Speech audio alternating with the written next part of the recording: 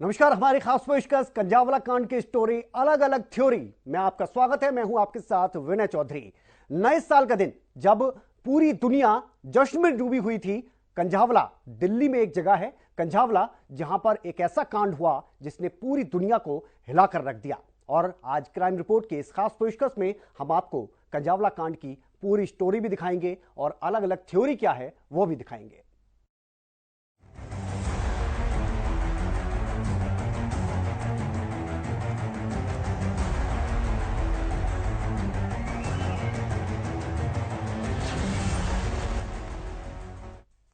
तो कंजावला कांड को बारीकी से समझना बहुत जरूरी है, क्योंकि इसे सिर्फ हादसा कह देना भी शायद गलत होगा।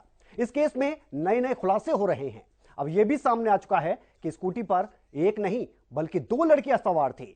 जरा आप इस रिपोर्ट को देखिए और हादसे से जुड़े एक एक राज को समझने की कोशिश कीजिए।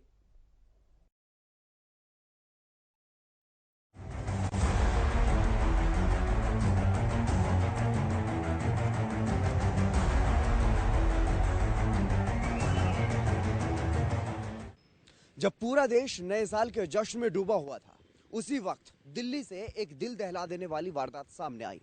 और ये वारदात नए साल की पहली सुबह सूर्य उदय के साथ ही चर्चा का विषय बन गई। और पूरे हिंदुस्तान के लोग न सिर्फ इस वारदात से सन्न रह गए, बल्कि हर किसी को इस वारदात ने झकझोर दिया और पूरे देश में इसी वारदात की चर्चा होने लगी।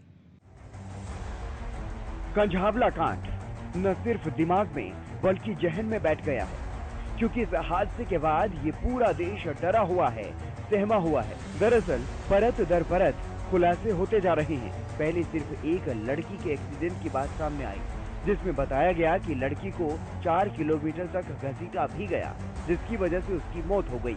उसके बाद ये खुलासा हुआ कि स्कूटी पर एक नहीं 2 लड़कियां थी। पुलिस का कहना है कि जब हमने लड़की के रास्ते का पता लगाया तो सामने आया कि वो अपनी स्कूटी पर अकेली नहीं थी। हादसे के वक्त उसके साथ एक और लड़की भी थी।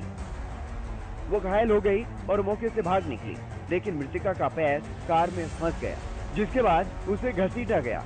अब आपको इस केस के खुलासे पर विस्तार से बताएं तो सामने ये आया है।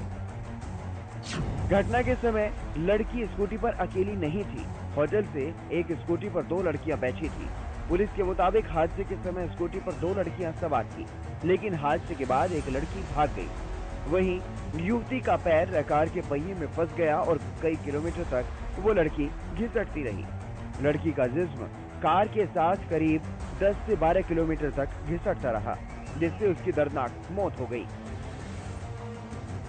हादसे से पहले जिस होटल से दोनों युवतियां निकली थी, उस होटल मैनेजर के मुताबिक दोनों लड़कियां बहस कर रही थी। उनको मारपीट करने से रोका भी गया, जिसके बाद वो नीचे जाकर झगड़ा करने लगी। इसके बाद जब आसपास के लोगों ने उन्हें रोका तो दोनों स्कूटी पर सवार होकर चली गई। होटल मैनेजर के इस दावे ने गुत्थी को और भी ज्यादा न सिर्फ उलझा दिया। मैनेजर के दावे के बाद दिल्ली पुलिस ने कुछ लड़कों को पूछताछ के लिए हिरासत में लिया, जो होटल में लड़कियों के साथ देखे गए थे। लड़कों ने अलग कमरा बुक किया था और होटल स्टाफ ने उन्हें लड़की से बात करते देखा था। अंजलि हत्याकांड में तीसरे दिन बड़े खुलासे हुए। सबसे बड़ा खुलासा सीसीटीवी की उन 2 तस्वीरों से हुआ है, जिसमें रात करीब 1:30 बजे से 2:15 बजे के बीच अंजलि 2 बार स्कूटी पर दिखी। अंजलि के साथ उसकी एक और फ्रेंड भी दिख रही है। तस्वीरें रात के करीब 1:30 बजे की हैं। अंजलि की दोस्त स्कूटी चला रही होती है। अंजलि उससे कुछ बातें करती है। कभी पास खड़ा एक युवक भी उनके पास पहुंचता है। कुछ देर तक तीनों की बातचीत होती है। कभी कुछ फीट दूर खड़ा एक और युवक उनके पास पहुंचता है, लेकिन तब तक अंजलि और उसकी दोस्त स्कूटी लेकर चली जाती है। पीछे से 2 युवक भी बाइक पर जाते हैं। तस्वीरें सामने आई तो पुलिस इस होटल में पहुंचती है। होटल से सीसीटीवी की डीवीआर, रजिस्टर और लड़कियों के पहचान पत्र लेकर चली जाती है। दावा यह भी किया जा रहा है कि 31 दिसंबर की शाम 7:30 बजे से लेकर रात 1:30 बजे के बीच अंजलि और उसकी दोस्त इसी होटल में थी। यहीं अंजलि और उसकी दोस्त में झगड़ा शुरू हो गया था। अंजलि और उसकी दोस्त से मिलने कुछ और दोस्त भी होटल के बाहर तक आए थे और इस होटल में अंजलि और उसकी दोस्त पहले यहां आ चुकी थी। मामले की जांच में फोरेंसिक की टीम जुटी हुई है। दो टीमों ने 5 घंटे तक घटनास्थल का निरीक्षण कर साक्ष्य भी इकट्ठा किए। कहा तो ये भी जा रहा है कि आरोपियों की कार से शराब की बदबू भी आ रही थी। हालांकि कार से शराब की बोतल या फिर अन्य सामान नहीं मिला, लेकिन पुलिस ने एफआईआर में आरोपितों के शराब पीने का जिक्र किया है।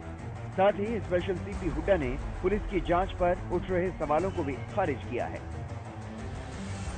आरोपी दीपक खन्ना और अमित खन्ना ने 31 दिसंबर को शाम करीब 7 बजे अपने एक दोस्त से कार मांगी। 1 जनवरी यानी घटना के ठीक बाद सुबह 5 बजे उन्होंने कार उसके घर पर पार्क कर दी। दीपक खन्ना और अमित खन्ना ने अपने दोस्त को बताया कि उन्होंने कार से एक स्कूटी सवार लड़की को टक्कर मार दी और वो नशे में थे और डरकर हादसे वाली जगह से फौरन भाग गए। दीपक खन्ना कार चला रहा था और उसकी बगल वाली सीट पर आरोपी मनोज मित्तल बैठा हुआ था। मिथुन और अमित कार की पिछले वाली सीट पर थी। एफआईआर में इस बात का जिक्र भी है कि दुर्घटना स्थल से भागकर उन्होंने कंझावला रोड पर जोंटी गांव के पास कार रोकी, जहां उन्हें कार के नीचे पीड़ित महिला का शव फंसा मिला। ऐसी वारदात के बाद दिल्ली महिला आयोग ने गृह मंत्रालय को कई अहम सुझाव भी भेजे हैं, जिसमें कहा गया है कि गृह मंत्रालय महिला सुरक्षा पर हाई लेवल कमेटी का गठन करे। कमेटी में गृह मंत्री, एलजी, सीएम, पुलिस कमिश्नर और टीसीडब्ल्यू अध्यक्ष शामिल हों। दिल्ली पुलिस की जवाबदेही तय की जाए। पीसीआर सिस्टम को मजबूत किया जाए। दूसरी तरफ घटना को लेकर पुलिस मुख्यालय में आला अधिकारियों की बैठकों का दौर चलता रहा। वहीं गुस्साए लोग व युवती के परिजन ने सुल्तानपुरी थाने के बाहर विरोध प्रदर्शन किया और आरोपितों को फांसी की सजा देने की मांग की। इसके अलावा दिल्ली पुलिस की कई टीमों को भी जांच में लगाया गया। गिरफ्तारी के बाद आरोपियों का रिमांड भी लिया गया, जिनसे वारदात से जुड़ी कई अहम सवाल जवाब किए गए। बताया ये भी जा रहा है कि गुत्थी को सुलझाने के लिए आगे अब पुलिस क्राइम सीन रिक्रिएट भी कर सकती है, ताकि पूरी पड़ताल की जा सके। Bureau report, Haryana news.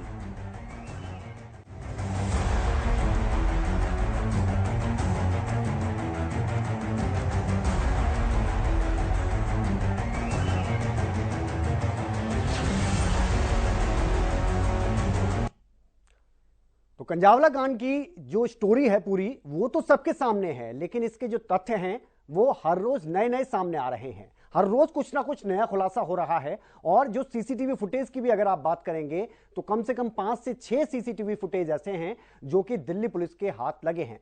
अलग अलग एंगल से जब आप इस सीसीटीवी फुटेज को देखेंगे तो आपको पता चलेगा कि किस तरह से जब ये स्कूटी वहां से निकली तो 2 लड़कियां सवार थी, और जब ये एक्सीडेंट हुआ था उस समय सिर्फ एक लड़की ही दिख रही है। और अगर बात की जाए एक और जो सीसीटीवी सामने आया जिसमें बहुत ज्यादा क्लोज जब उस गाड़ी को दिखाया गया, उस गाड़ी की अगर बात की जाए, उस गाड़ी में जो लोग सवार थे वो तो नहीं दिख रहे क्योंकि ब्लैक शीशे बताए गए हैं, जो उस लड़की की अगर बात की जाए उसकी दोस्त ने बताया। लेकिन ये पूरे जो तथ्य निकलकर सामने आ रहे हैं ये हर रोज एक नया खुलासा कर रहे हैं। ये भी बताया गया कि जब स्कूटी की टक्कर हुई तो फिर दूसरी लड़की भी उस समय शायद मौजूद थी और दूसरी लड़की वहां से घबराकर भाग गई, और जो लड़की जिसकी मौत हुई है वो लड़की गाड़ी के नीचे फंस गई, और गाड़ी के नीचे फंसने के बाद वो निकल नहीं पाई। और जो लोग गाड़ी में सवार थे उन लोगों ने भी ये नहीं देखा या देखना नहीं चाहा कि वो लड़की उसके नीचे फंसी हुई है। वो लोग गाड़ी को चलाते रहे, कई किलोमीटर तक लड़की घसीटती रही। हालात अगर आप देखेंगे, जब वो शव लड़की का मिला तो उसे देखकर आपके भी रोंगटे खड़े हो जाते। वो जो शव था उसकी अगर बात की जाए तो पूरी तरह से वो शव शत विशत हो चुका था, कपड़े भी नहीं थे।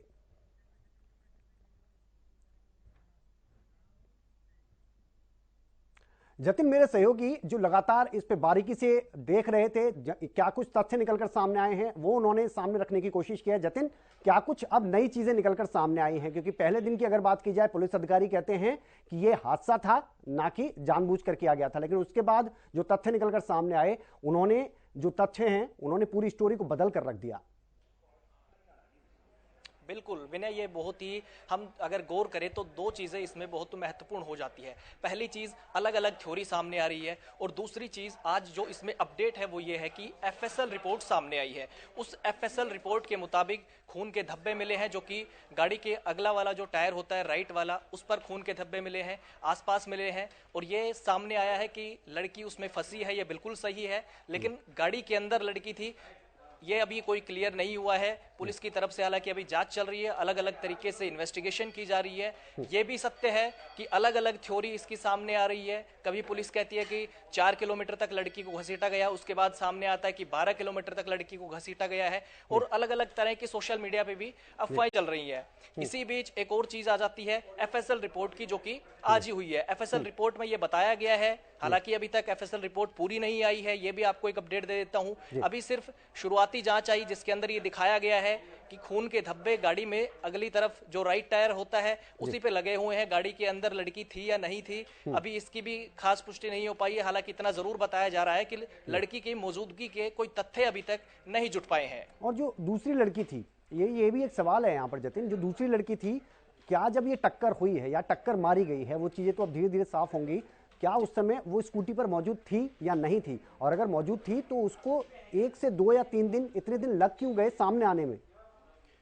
ये बिल्कुल जांच का विषय है, और इसीलिए पुलिस ने जो दूसरी लड़की है जो सामने आई, जो अलग अलग सीसीटीवी में नजर आई कि वो लड़की स्कूटी पर सवार थी, उसको ढूंढा पुलिस ने किसी तरह जाके, और उसके बाद लड़की से सवाल जवाब भी हुए हैं। उस लड़की ने ये बताया है कि वो उसके साथ होटल में थी, उसके बाद किसी फ्रेंड के साथ उनका लड़ाई झगड़ा होता है, वो बाहर निकलते हैं। उस दौरान सीसीटीवी में आपने देखा होगा कुछ और लड़के भी नजर आते हैं, वो अलग अलग रास्तों से होते हुए अपने घर की तरफ निकलते हैं। लेकिन इसी दौरान उसने पुलिस को, जब उससे सवाल किए गए तो उसने पुलिस को ये बताया है कि ट्रक के साथ भी उनका हादसा होते होते रह गया था। उसके बाद उन्होंने सीट भी एक्सचेंज की है। फिर जो दूसरी लड़की थी उसके बाद वो आगे बैठती है, वो अपने जो लड़की फिलहाल मर चुकी है वो आगे जाती है, और उसके बाद जो हादसा होता है वो तुरंत वहां से चली जाती है। जुड़ी एक रिपोर्ट हम दिखाने जा भी रहे थे जतिन, और ये रिपोर्ट बहुत ज्यादा अहम है। इस पूरे अगर कार्यक्रम की बात करें तो इसमें ये रिपोर्ट बहुत ज्यादा मायने रखती है, क्योंकि जब ये खुलासा हुआ कि स्कूटी पर एक नहीं 2 लड़कियां थीं, तो जाहिर है सबके मन में यही सवाल उठ रहे होंगे कि वो लड़की आखिर थी कौन और वो क्या कह रही है। वो लड़की सब कुछ जानती होगी, इसीलिए पुलिस ने भी उसे ढूंढकर निकाल ही लिया, और उससे काफी सवाल जवाब भी किए गए। इस लड़की की अगर बात की जाए तो इसने अपने बयान में क्या कहा, और वो भी आपको इस रिपोर्ट के जरिए दिखाएंगे। लेकिन क्या बड़े खुलासे किए हैं इस लड़की ने, वो आप इस रिपोर्ट के जरिए देखिए।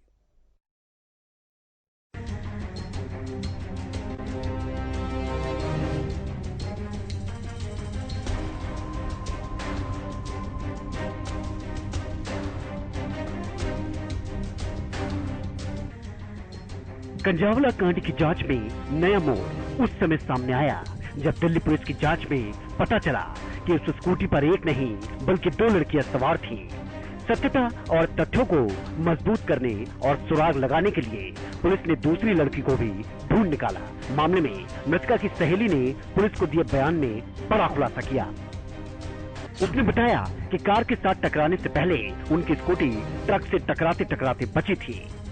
उसने दावा किया कि घटना के समय मृतक लड़की ने काफी शराब भी पी रखी थी, वो होश में नहीं थी। घर आने के दौरान वो स्कूटी चला रही थी। उसने बताया कि ट्रक से टकराने के दौरान किसी तरह से हादसे को टाल दिया। सहेली की माने तो घटना के समय कार सामने से आ रही थी और सामने से टक्कर होने के बाद मृतका कार के नीचे फंस गई। उसे खुद को तो चोट नहीं लगी थी, कार पर काला शीशा चढ़ा हुआ था, जिस कारण कार के अंदर कुछ देख नहीं पाई। अपने बयान में उसने दावा किया कि कार में गाने नहीं बज रहे थे। आरोपियों को पूरी जानकारी थी कि उनकी गाड़ी के नीचे एक लड़की फंस गई है। उसने बताया कि कार चालक ने जानबूझकर स्कूटी में टक्कर मारी थी। इस मामले पर लड़की ने जो बयान दिए उससे कई और खुलासे और सवाल खड़े होते हैं। जाहिर है पुलिस सब तथ्यों को ध्यान में रखकर जांच की दिशा में आगे बढ़ रही है। कहा जा रहा है कि घटना के बाद लड़की बहुत ज्यादा डर गई थी। उसे ये समझ नहीं आ रहा था कि अब क्या करना चाहिए। उसके जहन में ये डर भी था कि कभी इस मामले में वो फंस ना जाए, जिसकी वजह से वो मौके से भाग गई और उसने अपने दोस्त की कोई सहायता नहीं की। उसने बिना सहायता किए अपने घर जाना ही सही समझा। घर पहुंचने के बाद उसने अपनी नानी और मां को घटना के बारे में बताया।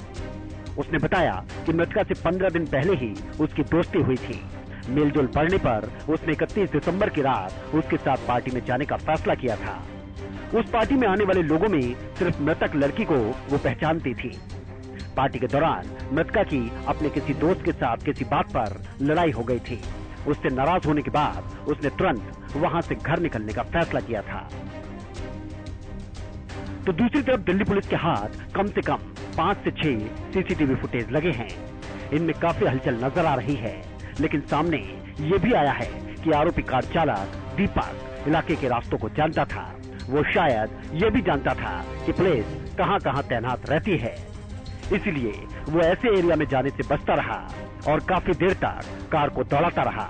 पुलिस ने कहा कि पोस्टमार्टम रिपोर्ट के आधार पर आरोपियों के खिलाफ धाराएं जोड़ी जा सकती हैं। पुलिस का कहना है कि पीड़ित परिवार को भी एक-एक अपडेट दिए जा रहे हैं। पुलिस के मुताबिक पीड़िता और उसकी सहेली को एक होटल से बाहर आते देखा गया। वो होटल में नए साल का जश्न मनाने गए थे। जब वो होटल से बाहर निकले तो स्कूटी मृतका की सहेली चला रही थी, जबकि अंजलि पीछे की सीट पर बैठी थी। हालांकि कहा जा रहा है कि कुछ दूर जाने के बाद दोनों लड़कियों ने सीट की अदला बदली कर ली, यानी कि अब मृतका की दोस्त स्कूटी के पीछे बैठ गई थी और स्कूटी को अंजलि खुद ड्राइव कर रही थी। और इसी के बाद वो घटना ने जन्म लिया जिसका किसी को अंदाजा नहीं था। यानी इस दौरान एक कार ने उसको टक्कर मारी और अंजलि उस कार के नीचे फंस गई और कई किलोमीटर तक वो घिसटती रही। वो तड़पती रही, कई किलोमीटर तक गाड़ी के पीछे घिसटती रही। न जाने कितने ही लोगों ने इस दरिंदगी को देखा होगा। हालांकि जब दरिंदों की दरिंदगी चलती रही और अल सुबह किसी ने इस लड़की की लाश को पड़े देखा तो पुलिस को सूचना दी गई। तो वहीं मृतका के परिजनों का कहना है कि लड़की घर से अकेले ही कमाने वाली थी, जो काफी समय से इवेंट करती थी और अपना परिवार चला रही थी। अब उनके घर में कोई कमाने वाला नहीं रहा। पिता पहले ही गुजर चुके हैं और अब घर की बड़ी बेटी भी इस एक्सीडेंट में दुनिया छोड़कर चली गई। उनका कहना है कि लड़की के साथ कुछ न कुछ गलत जरूर हुआ है। इसकी गहनता से जांच कराई जानी चाहिए। मेरी तो सब कुछ वही थी, कमाने वाली दमाने वाली। मैं तो बीमार हूँ 2 साल से, मेरी किडनी खराब। मेरी लड़की के सिवा मेरा कोई नहीं है और मेरे 2 छोटे छोटे बच्चे हैं। मैं क्या करूँ, मुझे बस मेरी लड़की दे दो। मेरी लड़की काम पे गई थी घर से, बस बोल के मैं काम पे जा रही हूँ मम्मी, मैं अभी आ रही हूँ। इवेंट के काम करती थी। कब निकली थी घर से? कल शाम को निकली थी 5-6 बजे करीब। यानी मेरा आज कहीं इवेंट है, मैं आ जाऊंगी। फिर मैंने 9 बजे करीब कॉल करी, फिर कॉल नहीं लगी।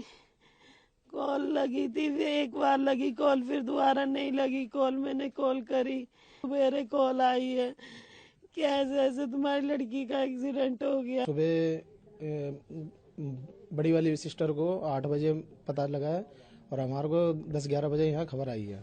फ़ोन आया था छोटी वाली सिस्टर के पास कि एक्सीडेंट हुआ है, वो लड़की एक्सपायर हो चुकी है। ठीक है, उसके बाद हम थाने में गए। थाने में जाके बस डीसीपी साहब भी थे, एसीपी साहब भी थे। उन्होंने बोला छानबीन हो रही है। उस टाइम मौका वारदात पे 2 लड़के पकड़े हुए थे। बलिनो से एक्सीडेंट हुआ था, जिसमें कि बता रहे हैं कि 8 से 10 किलोमीटर की रेंज में उस लड़की को रगड़ा है। स्कूटी कहीं मिली है और बॉडी कहीं मिली है। ठीक है, उसके बावजूद वो लड़की जाती थी इवेंट करने के लिए। छोटा मोटा उसके पिताजी भी नहीं है। ठीक है, हमारे जीजा और घर में कमाने वाला कोई व्यक्ति नहीं है। ये छोटे छोटे भाई बहन हैं। ठीक है, जिनका वो अपने घर में चलाने वाले, घर को परिवार को चलाने वाली एक वही लड़की थी। और ये जानबूझ के सरासर ये एक्सीडेंट नहीं है, उस लड़की को अकेले देख के उसके साथ कुछ ना कुछ वारदात हुई है, कुछ ना कुछ उसके साथ घटना हुई है, जिसके कारण बॉडी अलग है और स्कूटी अलग है। इसकी हम चाहते हैं छानबीन सख्त से सख्त की जाए। इन बच्चों का गुजार बसर कौन करेगा? हम सरकार से ये चाहते हैं कि इनका भी कुछ देखो। छोटे छोटे भाई बहन हैं, अकेली लड़की थी, उनके हस्बैंड भी नहीं है, उनके वो खुद बीमार रहती है। कभी वो लड़की कहीं से वेलकम, कभी कहीं से इवेंट करके अपना गुजारा करती थी। घर में कोई आदमी नहीं है कमाने वाला। अगर पुलिस अधिकारी डीसीपी हरेंद्र सिंह को सुना जाए तो वो साफ कह रहे हैं कि लड़की के साथ कुछ भी गलत नहीं हुआ। ये सिर्फ एक हादसा है जो बहुत भयानक था। कार में फंसने की वजह से शरीर शत विशत हो चुका था और शव जो बरामद हुआ उस पर कपड़े नहीं थे। ये सरासर कहना गलत है कि लड़के के साथ कोई सेक्सुअल असॉल्ट हुआ है या मर्डर हुआ है, क्योंकि जो वीडियो और फोटो सोशल मीडिया में दिखाया जा रहा है वो फ्रंट पार्ट का फोटो है। जो बैक पार्ट का फोटो हमारे पास है और वो शायद आप देख भी नहीं पाएंगे, जो इतनी छत विछत हालत में है, जहाँ पे बैक के रिब बोन्स भी, स्कल के बैक पोर्शन भी घसीट जाने की वजह से बिल्कुल ख़त्म हो चुके हैं। ऐसे में शरीर पे कपड़ा बना रहे इसकी संभावना बहुत कम होती है, और जो बॉडी हमने रिकवर की वहाँ पे कपड़ा उनका फटा हुआ था, पैर में लिपटा हुआ था, लेकिन सोशल मीडिया पे इसको गलत तरीके से प्रोजेक्ट किया गया है, और जो लोग भी इस तरह के ट्वीट कर रहे हैं उनके खिलाफ हम लीगल एक्शन इनिशिएट कर रहे हैं। हालांकि अब पुलिस पड़ताल में कुछ खुलासे होते जा रहे हैं, लेकिन इसी बीच पुलिस की कार्यशैली पर भी सवाल उठ रहे हैं। अगर ज्यादा कुछ न कहते हुए सिर्फ पीड़ित परिजनों की बात को ध्यान से सुना जाए तो वो खुद कह रहे हैं कि ये महज एक इंसिडेंट नहीं है, उनकी बेटी के साथ कुछ गलत हुआ है। खैर, जांच अभी जारी है, इन्वेस्टिगेशन आगे बढ़ रही है और मामला गृह मंत्रालय में भी गूंज रहा है। तो जाहिर है सख्ताई के साथ सब कुछ होगा और न्याय की आस लेकर बैठे परिजनों को इंसाफ जरूर मिलेगा। Bureau report, Haryana news.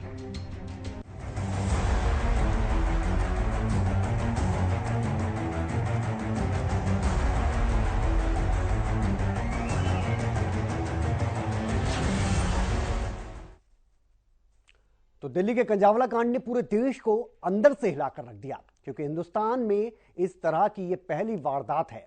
अब इस केस में एफएसएल रिपोर्ट सामने आई है और जिसमें खुलासा हुआ कि कार के अगले बाएं एक्सल में लड़की फंस गई थी, जिसके बाद कई किलोमीटर तक लड़की को ऐसे ही घसीटा गया और आखिरकार जब लड़की मिली तो उसकी हालत देखने लायक नहीं थी।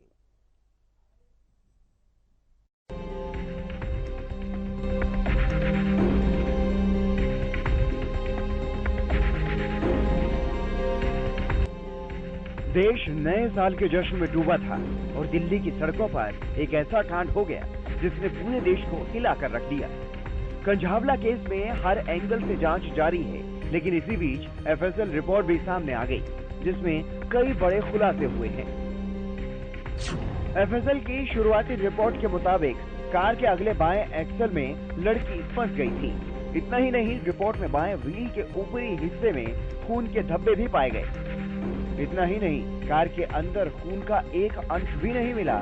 रिपोर्ट में यह खुलासा हुआ कि कार के अंदर लड़की नहीं थी, यानी कार में लड़की की मौजूदगी के भी कोई सबूत नहीं मिले। सिर्फ गाड़ी के नीचे वाले हिस्से में खून के धब्बे पाए गए।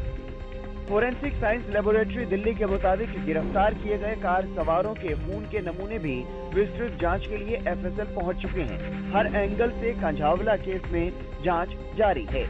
मुद्दा भी गंभीर और भारी है, लेकिन इस थ्योरी को समझना इतना भी आसान नहीं, इसलिए पुलिस गहनता से पड़ताल कर रही है। देश को झकझोरने वाली इस वारदात में नए नए खुलासे होते जा रहे हैं। आरोपियों से सख्ती के साथ पूछताछ भी की जा रही है।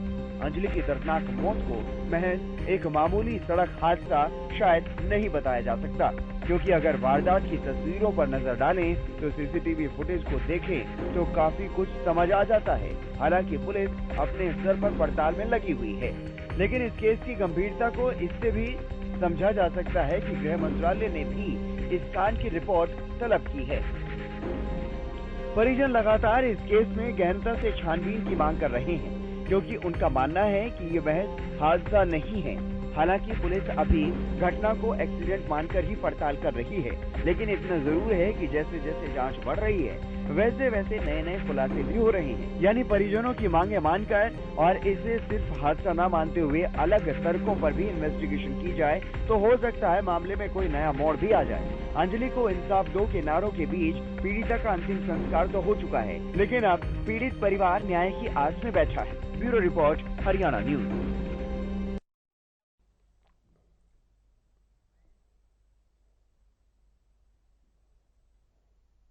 तो कंझावला कांड निर्भया कांड को याद दिला देता है। कुछ ऐसी ही वो घटना थी, ऐसी ही वारदात थी और कुछ ऐसी ही वारदात अब एक बार फिर से देखने को मिली है। और जो आरोपी हैं वो गिरफ्त में तो हैं, लेकिन अभी तक ये साफ नहीं हो पाया है कि आखिरकार उन्होंने ऐसा क्यों किया। क्या उनको नहीं पता था कि उनकी कार के नीचे कोई लड़की फंसी हुई है या फिर उन्होंने जानबूझकर इस पूरी वारदात को अंजाम दिया।